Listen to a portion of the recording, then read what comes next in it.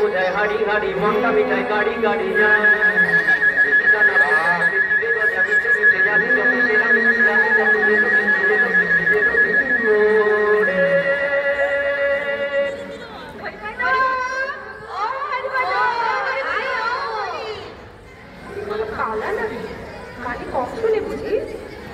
না না, কম শুনবে কেন?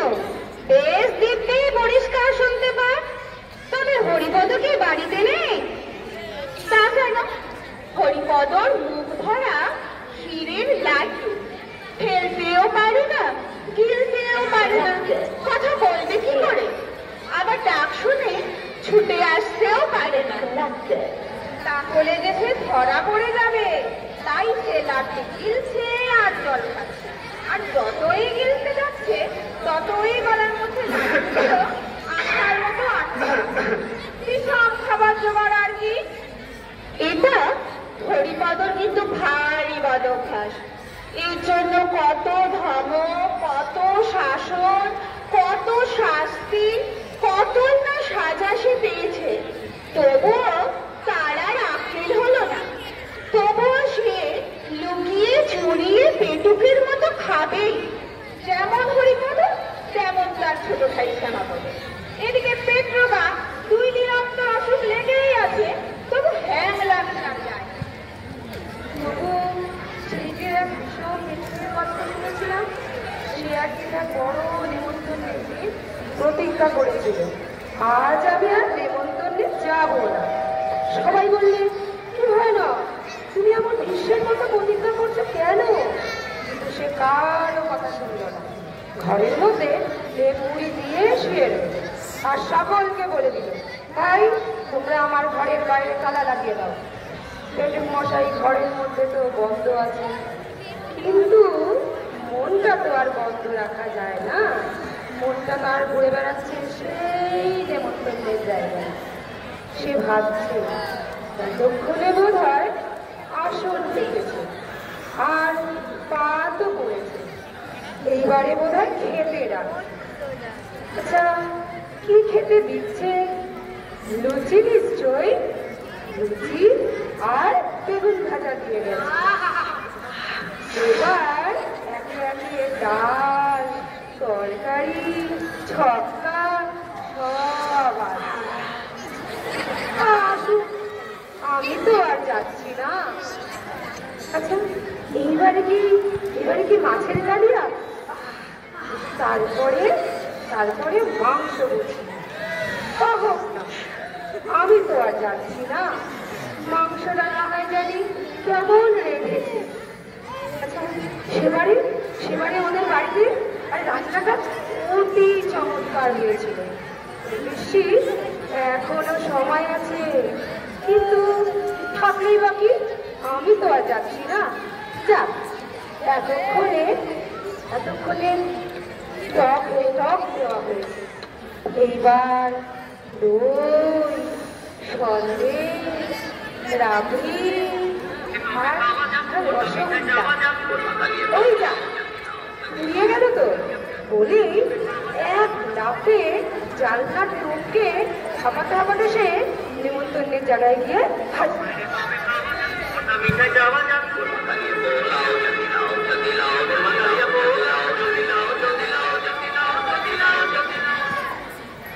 কিন্তু কিছুদিন আগে পিসিমার ঘরে দই খেতে গিয়ে তারা জব্দ হয়েছিল, তবুও তাদের লজ্জা নেই। দাদা, এই দাদা, শিগগিরি এসো, পিসিমা এই মাত্র এক হাঁড়ি দই নিয়ে তার খাটের তলায় লুকিয়ে রাখলে। চল চল চল চল চলো চলো চলো দাদা, যাই। দাদাকে এত ব্যস্ত হয়ে এই খবরটা দেবার অর্থ বলতো?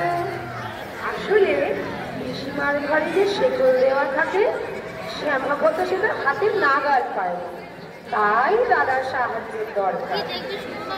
দাদা এসে আস্তে আস্তে শিকলটা খুলে তারপর তাড়াতাড়ি খাটের তলায় গিয়ে দইয়ের হাড়ি থেকে এক গামলা তুলে দিয়ে খপ করে মুখে দিতেই ওরে বাবা রে, গেলাম রে, ওরে মাগো, আমি পালাই শিগগিরি। আমি চুন খেয়ে ফেললাম।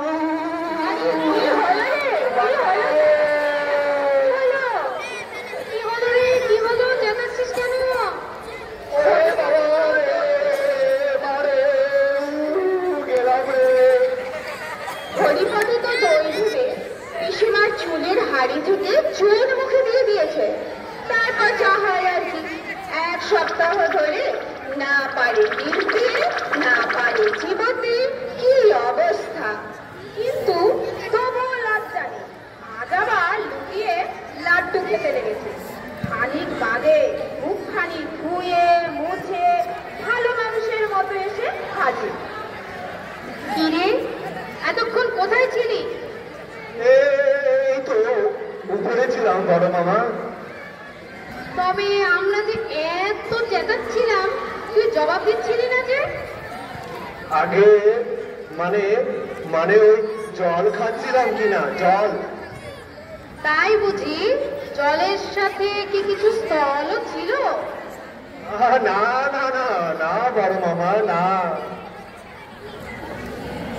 এর মধ্যে হরিপদর মেজ মামা মুখখানা গম্ভীর করে এসে হাজির।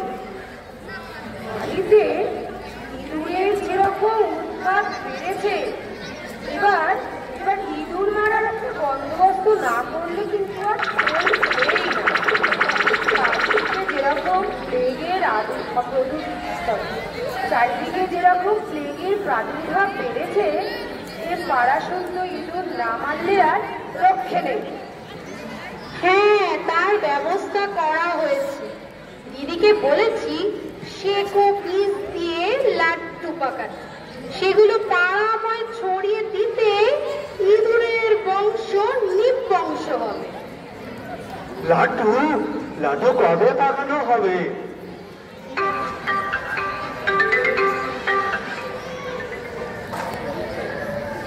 সে এতক্ষণে হয়ে গেছে। সকালে টেপিকে দেখছিলাম হিন্দি দিদির সাথে লাড্ডু পাকাতে বসেছে। সেকো পিস খেলে কি হয় বড় বাবা?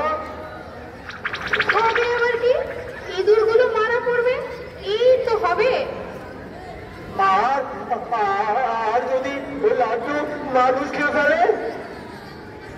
তা একটু খেয়ে ফেললে তো নাও মরতে পারে, তবে গলা জ্বলবে, মাথা ঘুরবে, বমি হবে, হয়তো গা হাত পা খিচবে।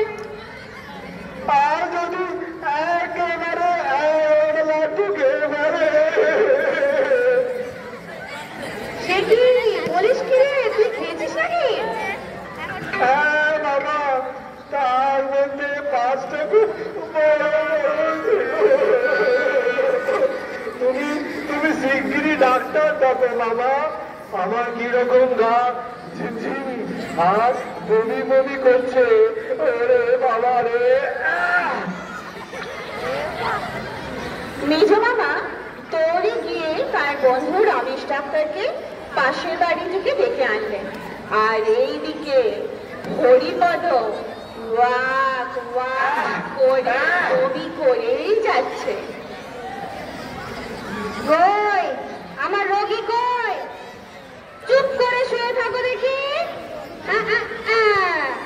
এইবার বড় করে মুখটা খোলো দেখি।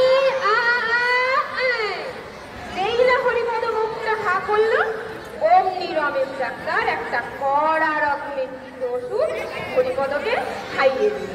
ওরে বাবা রে, কি তেতো! তারপর কি দুর্গন্ধ! শোনো, 3 দিন তুমি এই বিছানা ছেড়ে উঠবে না, আর চিরতার জল আর সাগু খেয়ে থাকবে, বুঝেছ? এই হলো তোমার বাঁচার পথ্য। আমি এরপরে মার কাছে যাব না, যতক্ষণ বাঁচবার আশা আছে ততক্ষণ নড়চড়া করা যাবে না। ও আপনাদের এখানেই থাকবে? হ্যাঁ, মার কাছে যাবে না অন্য কিছু? মাকে এখন ভাবিও না, তাকে এখন খবর দেওয়ারই দরকার নেই।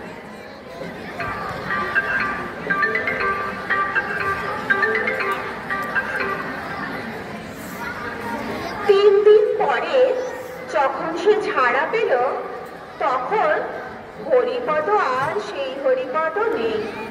সে একেবারে বদলে গেছে।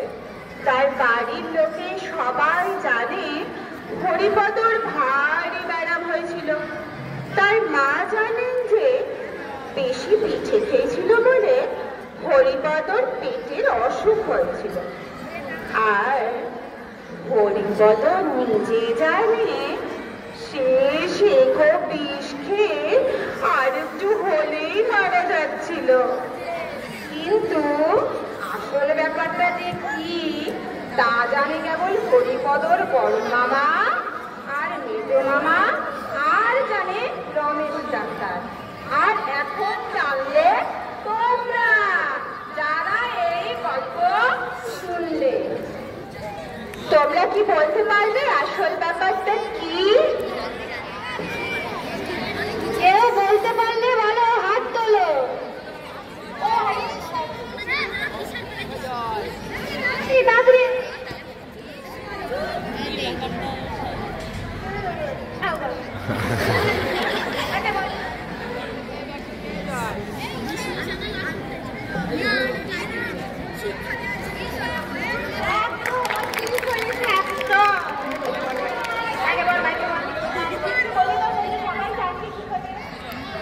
আসলে হরিপদ যেই লাড্ডুটা খেয়েছিল তাতে কোনো শেকো বিষ দেওয়া ছিল না। ওকে মজা দেখানোর জন্য এটা বলা হয়েছে। একদম। কিন্তু হরিপদর লাড্ডু খাওয়া বন্ধ হয়ে গেলেও তোমাদের লাড্ডু খেতে কোনো অসুবিধে নেই। তাই জন্য তুমি ওখানে চলে যাও, তোমার জন্য সারপ্রাইজ আছে। ও